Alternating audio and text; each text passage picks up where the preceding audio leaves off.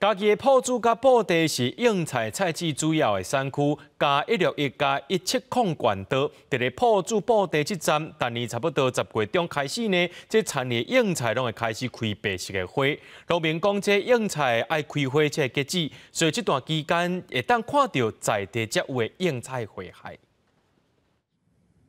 白色的花伫田内底，那亲像白雪盖伫顶面同款，会甲应菜种甲开花，是因为要采收应菜的菜籽。家己管铺子布地是应菜菜籽的产区，即马等是应菜开花的季节。而且它有点像下雪的感觉，就是虽然说我们在就是天气是热的，可是那个花看起来很疗愈，很舒压。对，我菜籽容易啊啦。哦，所以爱看到开花就对了。家己管的铺子甲布地两个所在种应菜来修成菜籽的产量占台湾的9%左右。农民讲，家己管沿海地区到秋冬了后，较袂落雨，风头水尾气候甲环境，才适合种蔬菜籽用的应菜。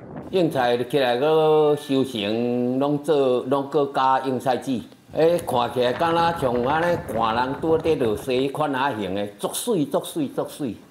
农民表示，一般应菜为种到采收，干那20天左右，但是要修成菜籽种的应菜，就需要8个月以上的时间。10月中旬过后是花开的时间，不过应菜花过中昼就会冷去，想要看到正水的应菜花海，嘛该当伫遮的早时啊才看会到。记者林慧婷家己报道。